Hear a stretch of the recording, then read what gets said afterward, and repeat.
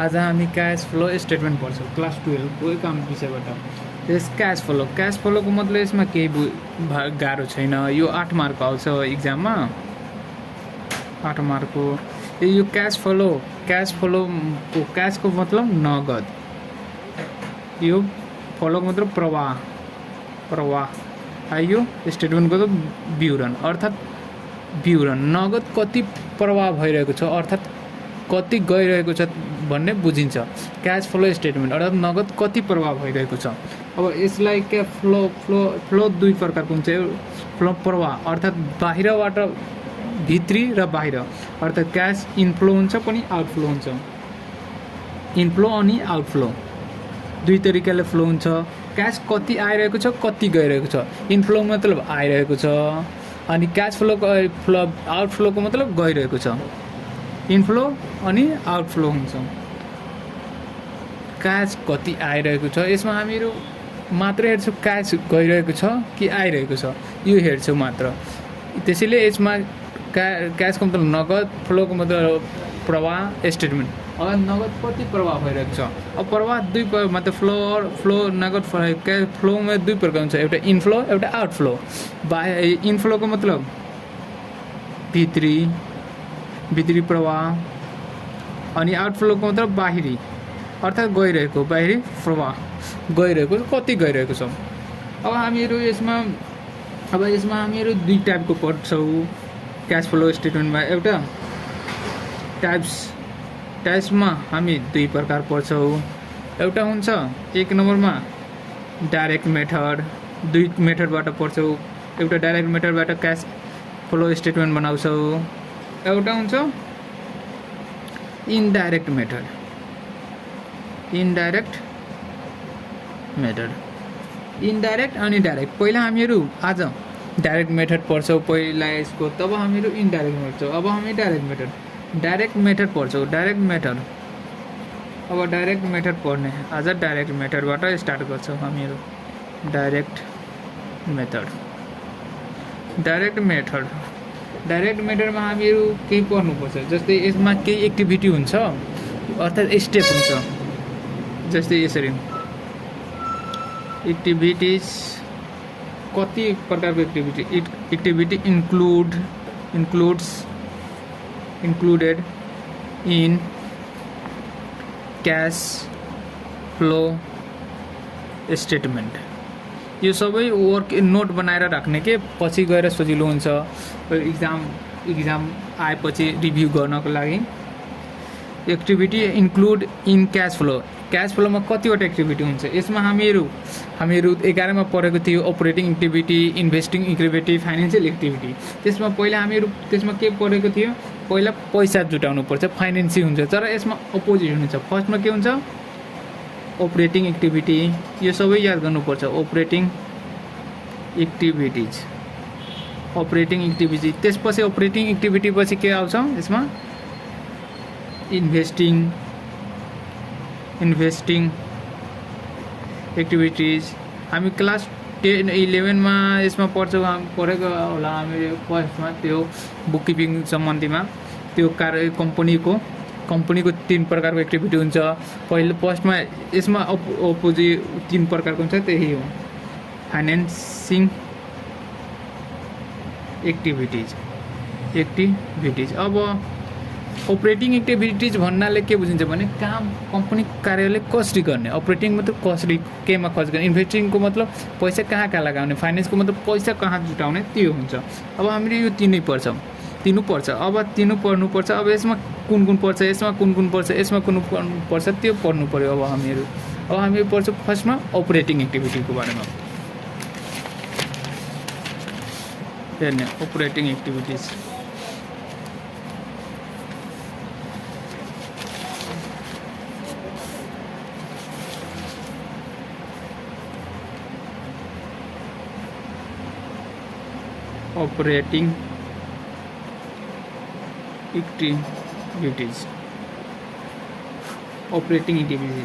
यसमा के पर्छ हेर्ने।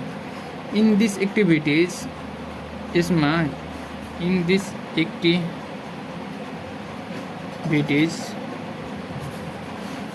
यसमा current liabilities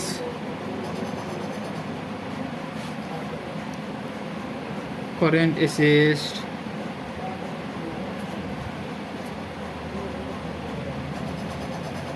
and cash expenses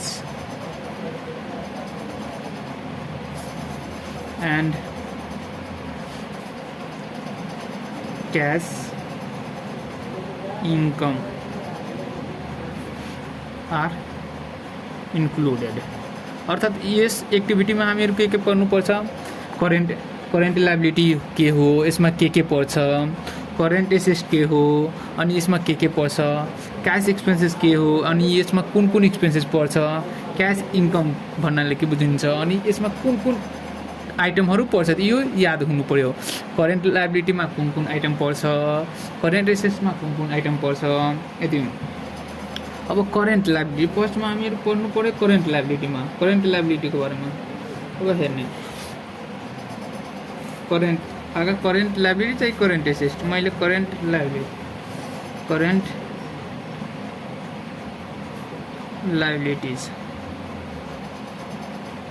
current liabilities भन्नाले कस्तो बुझिन्छ, करेन्ट लायबिलिटी भन्नाले एक सालको भित्रमा तिर्ने दायित्वलाई करेन्ट लायबिलिटी भन्छ। अर्थात् 21 सालको भित्रमा तिर्नुपर्छ, त्यसैले करेन्ट लायबिलिटी भनिन्छ। करेन्ट लायबिलिटी भन्नाले एक सालको भित्रमा तिर्न सकिन्छ। यसमा के पर्छ, यसमा क्रेडिटर, यो सबै आइटम याद गर्नुपर्छ। क्रेडिटर पेएबल, अनपेड, ड्यू, यो सबै बाँकी। करेन्ट एसेट्स भन्नाले के बुझ्छ भने एक सालको भित्रमा तिर्ने outstanding, still to pay, still to be paid, advance income,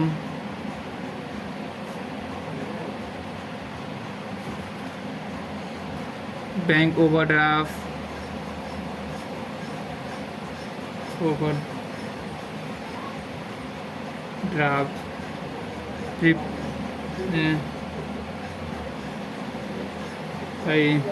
यो सबै पर्छ। Bank overdraft, provision for tax, advance income आयो, provision for tax,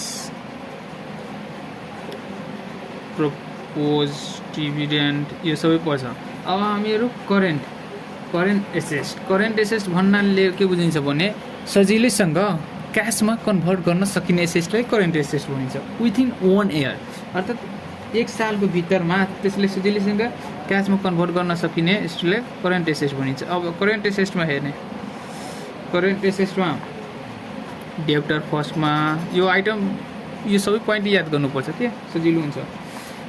cash, bank, stock, inventory, accurate income accurate income भन्नाले कस्तो इन्कमलाई बुझिन्छ, कमाइसकेको इन्कम। प्रिपेयर्ड एक्सपेन्सेस, मार्केटिङ, यो सबै याद गर्नुपर्छ। मार्केटिङ, सिक्युरिटी, यो सजिलो छ याद मात्र। क्लोजिङ स्टक, यो सबै केमा पर्छ, करेन्ट एसेट्समा, यो सबै करेन्ट एसेट्समा पर्छ। अब हामीहरू करेन्ट एसेट्स भयो, करेन्ट लायबिलिटी, करेन्ट। अब क्याश एक्सपेन्स दुई प्रकारको हुन्छ, ध्यान दिने। स्टुडेन्ट बडी हुन्छ, क्याश एक्सपेन्स दुई प्रकारको हुन्छ, एउटा non cash expenses, cash expenses नि एक्सपेन्सेस दुई प्रकारको हुन्छ, एउटा क्याश एक्सपेन्सेस अनि एउटा नन क्याश एक्सपेन्सेस। त हामीहरू नि मात्र क्याश एक्सपेन्सेसको क्याश फ्लोमा इन्ट्री देखाउँछु, यसको नो इन्ट्री, यसलाई नन क्यास एक्सपेन्सेसको इन्ट्री नदेखाउने, मात्र क्यास एक्सपेन्सेसको देखाउने। अब क्यास एक्सपेन्सेसमा के पर्छ हेर्ने, रेन्ट प्याड, अपरेटिङ एक्सपेन्सेस, त्यसको मात्र एन्ट्री देखाउने। नन क्यास एक्सपेन्सेसमा के पर्छ म भनिदिन्छु अनि लेखिदिन्छु, तर मात्र क्यास एक्सपेन्सेसको देखाउने, नन क्यास एक्सपेन्सेसको एन्ट्री नदेखाउने। Operating expenses office expenses,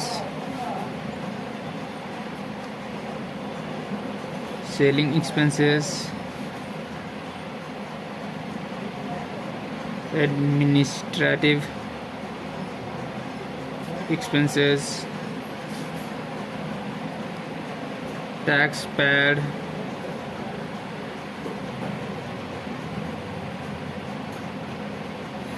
interest paid, यो सबै केमा पर्छ, क्यास एक्सपेन्सेसमा, यो सबै क्यास एक्सपेन्सेसमा पर्छ। अनि अब हेर्ने नन क्यास एक्सपेन्सेसमा कस्तो आइटम पर्छ, यो सबैको इन्ट्री देखाउने क्यास एक्सपेन्सेसको, तर नन क्यास एक्सपेन्सेसको इन्ट्री नदेखाउने। अब नन क्यास एक्सपेन्सेसमा कुन आइटम पर्छ हेर्ने, यसको नो इन्ट्री, अर्थात् यसमा के पर्छ हेर्ने त, loss on sales of asset, यो दिएको छ भने न इन्ट्री नदेखाउने, यो आइटम दिएको छ भने, वा इन्टान्जिबल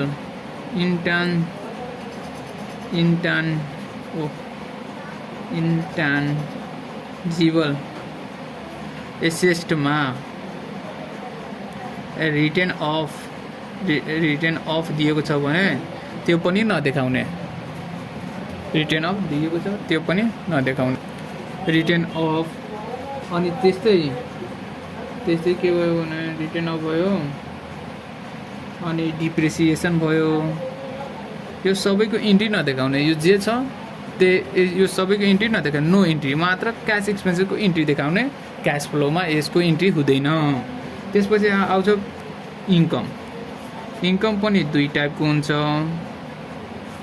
एउटा क्यास इन्कम अनि नन क्यास इन्कम। अब यस नन क्यास इन्कमको नि नो इन्ट्री, इन्ट्री नदेखाउने, यसमा के हुन्छ भने नन क्यास इन्कममा के यानि यसको इन्ट्री देखाउने। अब क्यास इन्कममा के पर्छ, यानी क्यास इन्कममा rent receive, commission received,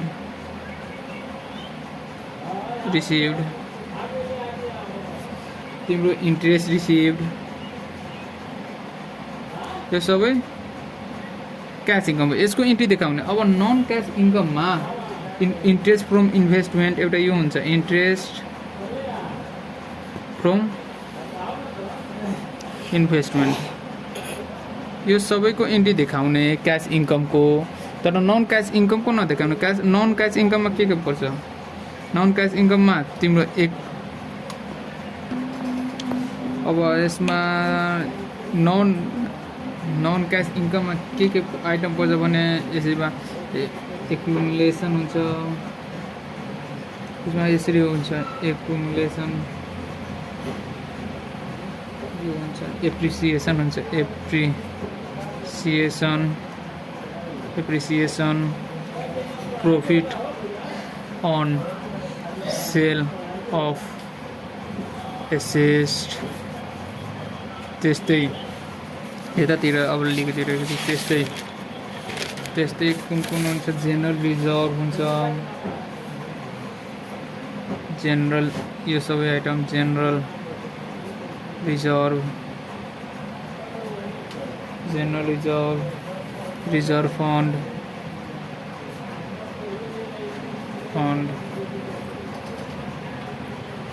account, PL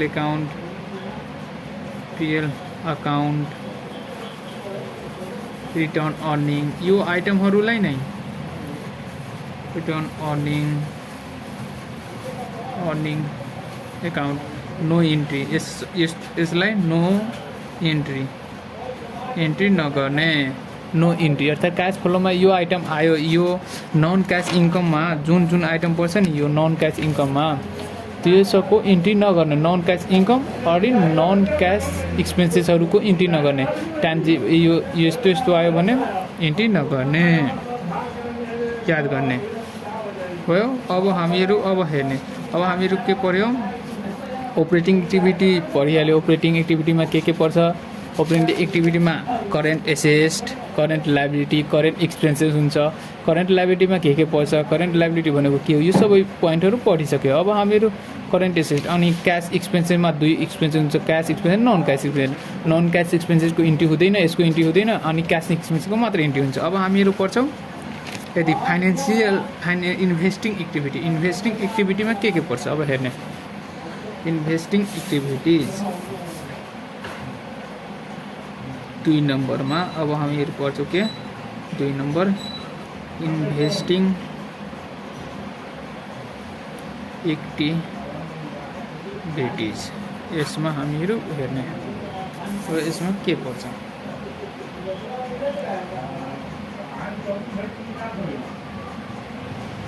अब इन्भेस्टिङ एक्टिभिटिजलाई 3 भागमा पहिला इन्भेस्टिङ एक्टिभिटी पढ्नुभन्दा पहिला एउटा एक्टिभिटी अझै हुन्छ अपरेटिङ एक्टिभिटीलाई यसरी यहाँ हेर्ने, यो मैले बिर्सिहालेको थिएँ। Operating activities can divided into 4 step. 4 स्टेपमा अपरेटिङ एक्टिभिटीलाई बाँड्न सकिन्छ। अपरेटिङ एक्टिभिटीलाई कति भागमा स्टेपमा बाँड्न सकिन्छ, 4 स्टेप्स। पहिलो स्टेपमा के हुन्छ, फर्स्ट स्टेप, यो सबै याद गर्ने, यो इम्पोर्टेन्ट हो। यो फर्मेटमा हामीहरू हेर्छौँ क्यास कलेक्सन फ्रम डेब्टर वा कस्टमर। यो क्यास कलेक्सन फ्रम डेब्टर वा कस्टमरमा के पर्छ, यसमा सेल्स अनि डेब्टर वा रिसिभेबल पर्छ, डेब्टर वा रिसिभेबल। त्यसपछि आउँछ 2 नम्बरमा क्यास प्याड, यसमा 2टा आइटम मात्र पर्छ क्यास कलेक्सन फ्रम डेब्टरमा, क्यास प्याड टु क्रेडिटर वा सप्लायर। यसमा फर्स्टमा पर्छ कस्ट अफ गुड्स सोल्ड। त्यसपछि आउँछ स्टक वा इन्भेन्ट्री, यो पर्छ।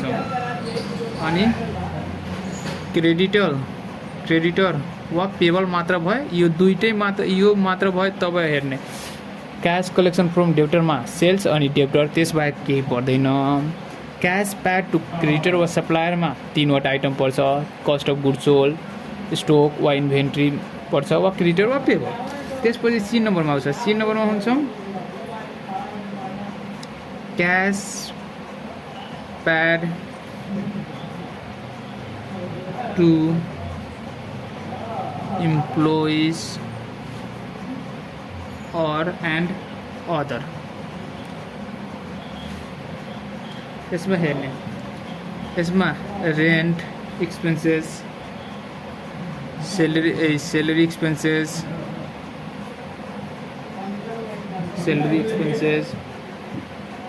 अपरेटिङ एक्सपेन्सेस जति खर्च हुन्छ नि त्यो सबै यसमा राखिदिने।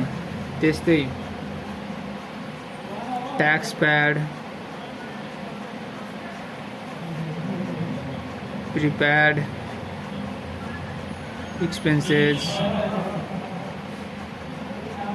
एक्युरेट, बाँकी करेन्ट एसेट अनि बाँकी करेन्ट लायबिलिटी अनि एक्सपेन्सेस यसैमा राख्ने।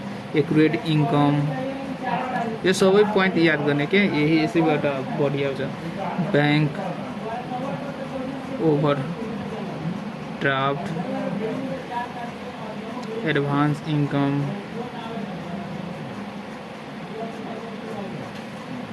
अनि outstanding expenses cash paid to employee and अदरमा बाँकी करेन्ट एसेस रहेको अनि बाँकी करेन्ट लायबिलिटी यसमा आउँछ अनि एक्सपेन्सेसहरू जस्तै ट्याक्स प्याड आयो प्रिपेड यो प्रिपेड एक्सपेन्स के हो करेन्ट एसेस हो यो आयो अनि यहाँ आउटस्ट्यान्डिङ आयो यो के हो करेन्ट लायबिलिटी हो यो सबै आयो यो सबै आउँछ अनि एउटा आइहाल्छ के भने एउटा डी नम्बरमा interest receive and dividend receive यसमा इन्ट्रेस्ट एन्ड डिभिडेन्ड रिसिभ यो आइहाल्यो भने यसमा के राख्ने भने यसमा के राख्ने यसमा इन्ट्रेस्ट रिसिभमा यसमा के राख्ने भने इन्ट्रेस्ट रिसिभ राख्ने इन्ट्रेस्ट रिसिभ अनि डिभिडेन्ड रिसिभ दिएको छ वा डिभिडेन्ड रिसिभ दिएको छ भने त्यो राख्ने बस यो मात्र यति राख्ने यसमा अपरेटिङ एक्टिभिटीको 4वटा स्टेप हो पहिलो क्यास कलेक्सन फ्रम डेप्टर यसमा 2टा आइटम आउँछ मात्र याद गर्ने के सेल्स अनि डेप्टरको अर्को नाम के हो रिसिभेबल त्यस्तै बी नम्बरमा आउँछ क्यास प्याड टु क्रेडिटर वा सप्लायर यसमा 3वटा आइटम आउँछ एउटा कस्ट अफ गुड इन वा स्टोकको अर्को नाम के हो इन्भेन्ट्री त्यस्तै क्रेडिटर नदियो भने के दिन्छ पेबल त पेबल हेर्ने cash paid to employee and other यसमा के पर्छ rent expenses salary expenses operating expenses tax paid prepaid expenses accurate income bank overdraft advance income outstanding income expenses अब इन्ट्रेस्ट एन्ड डी नम्बरमा इन्ट्रेस्ट एन्ड डिभिडेन्ड रिसिभ हुन्छ यसमा interest अनि एउटा आउँछ एउटा इन्ट्रेस्ट फ्रम इन्भेस्टमेन्ट पनि आइहाल्छ इन्ट्रेस्ट फ्रम इन्भेस्टमेन्ट यो आयो पनि यसैमा राख्ने इन्भेस्टमेन्ट अब हामीहरू पढ्छौँ के 2 नम्बरमा के छ इन्भेस्टिङ एक्टिभिटिज अब इन्भेस्टिङ एक्टिभिटिज हामीहरू पढ्छौँ यसमा के पर्छ हेर्ने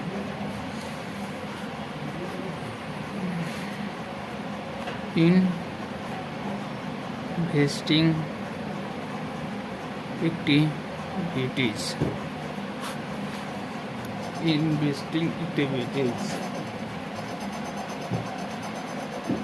अब इन्भेस्टिङ एक्टिभिटिज यसमा हेर्ने इन दिस एक्टिभिटिज यो सबै नोट गरेर बनाउने in this activities only fixed asset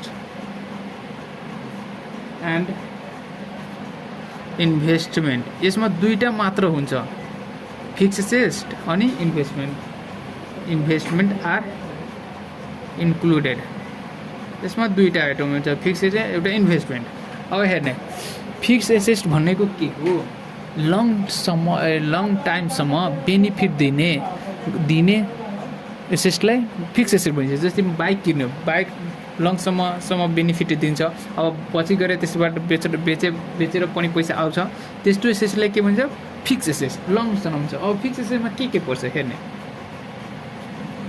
fixed asset fix एसेटमा के पर्छ plant and machinery land and building त्यस्तै vehicle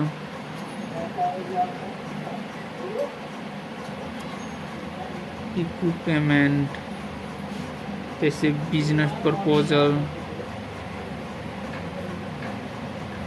business premises furniture यसमा अनि इन्भेस्टमेन्ट मात्र इन्भेस्टमेन्ट हुन्छ इन्भेस्टमेन्टको लेखाउनु पर्दैन इन्भेस्टमेन्टमा मात्र इन्भेस्टमेन्ट हुन्छ फिक्स एसेटमा land and building plant and machinery vehicle equipment business proposal furniture यो सबै पर्छ अब हामीहरू कहिलेकाहीँ नि यसलाई डिप्रेसन टोकेर दिएको हुन्छ त्यसमा हामीहरू फिक्स एसेट एकाउन्ट बनाउनुपर्छ। त्यो कसरी बनाइन्छ त्यो हामी क्वेसनमा गर्छौँ, तर अहिले त्यसको फर्मेट हामीहरू हेर्छौँ। त्यो क्वेसन आएपछि म सिकाइदिन्छु, तर अहिले म फर्मेट बताइदिरहेको छु।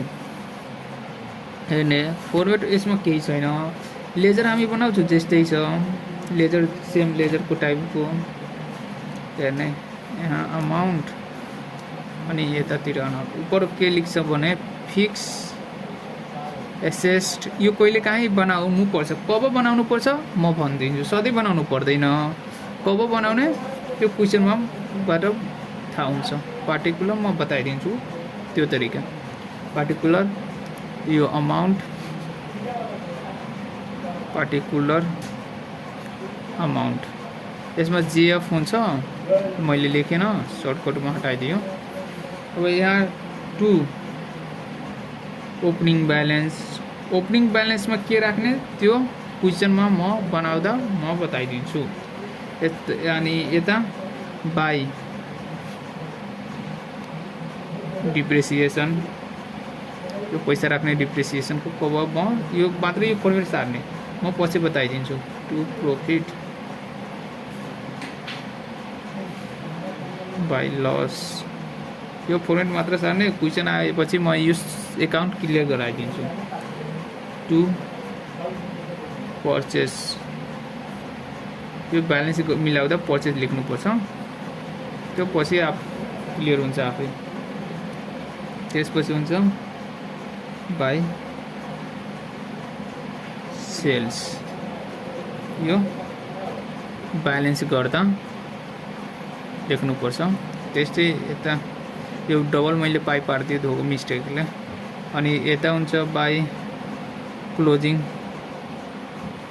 ब्यालेन्स, यो पैसा रहने, यो पैसा थप्दा हामीहरू बाई सेल्स लेख्छौँ। यो डेबिट हो, यो क्रेडिट साइड हो। क्रेडिट साइड घट्दा बाई सेल्स लेख्छौँ, अनि डेबिटतिर घट्दा टु पर्चेस लेख्छौँ। अब हामीहरू टोटल गर्छौँ, जतातिर घट्छ त्यतातिर। मानौ डेबिटतिर घट्यो भने हामी के लेख्छौँ, डेबिटतिर घट्यो भने बाई पर्चेस लेख्छौँ, डेबिटतिर घट्यो बाई टु पर्चेस, क्रेडिटतिर घट्यो भने बाई सेल्स। यो यति मात्र ध्यान दिने, मात्र यति नै इन्भेस्टिङ एक्टिभिटी हो। अब इन्भेस्टिङ एक्टिभिटी पछि हामी जान्छौँ के फाइनेन्सिङ एक्टिभिटिज। अब यसमा फाइनेन्सिङ एक्टिभिटिज, यो भी फाइनेन्सिङ एक्टिभिटिज त्यो मात्र टेबल सार्लिने, अनि हामीहरू पछि त्यसको डिटेलमा त्यसको क्वेसन सल्भ गर्दा नि कब एकाउन्ट बनाउने त्यो बताइदिन्छु। 3 नम्बरमा अब के पर्छ भने financing activities. In this activities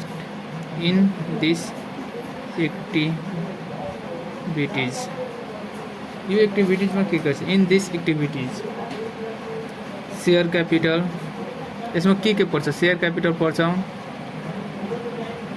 long term डेब्ट पर्छ, लङ टर्म डेब्ट बढी समयको लिएको loan like long term, and dividend paid. त्यसमा डिभिडेन्ड रिसिभको इन्ट्री हुन्छ मात्र, यसमा डिभिडेन्ड प्याडको यहाँ इन्ट्री हुन्छ। Dividend paid are included. यसमा के पर्छ, शेयर क्यापिटल, लङ टर्म डेब्ट, डिभिडेन्ड प्याड, यो सबै पर्छ। यसमा के पर्छ, 3वटा, शेयर क्यापिटल, लङ टर्म डेब्ट, डिभिडेन्ड प्याड। अब शेयर क्यापिटलमा के पर्छ हेर्ने। अब शेयर क्यापिटल भनेको के हो भने तपाईँ शेयर हामीहरू कम्पनी काममा पर्छौँ, तर शेयर 2 प्रकारको शेयर हुन्छ। एउटा यति अर्डिनरी शेयर, एउटा प्रिफिक्स शेयर, वा इक्विटी शेयर पनि भनिन्छ त्यसलाई। अर्डिनरी शेयर, इक्विटी शेयर कम्पनीलाई चलाउनको लागि आवश्यक परेको आम्दानी मार्केटबाट पैसा उठाउने, त्यसलाई नै शेयर क्यापिटल भनिन्छ। वा यसलाई इक्विटी शेयर वा कमन शेयर वा अर्डिनरी शेयर भनिन्छ। अर्डिनरी शेयर, यसको 3वटा नाम हो, इक्विटी शेयर, कमन शेयर वा त्यति, वा प्रिफरेन्स शेयर। सेयर क्यापिटल भनेको कम्पनीको आवश्यक परेको पुँजीलाई सेयर क्यापिटल भन्छ, होल पुँजीलाई, कम्पनीको होल पुँजीलाई। अब सेयर क्यापिटल कहिलेकाहीँ पनि दिएको हुन्छ सेयर क्यापिटल। अब लङ टर्म डेटमा के पर्छ? Long term debt, long term डेटमा डिभेन्चर, बढी समयको लिएको लोनहरू, डिभेन्चरको मतलब बढी समयको लिएको, डिभेन्चर, बोन्ड, मोर्टगेज लोन,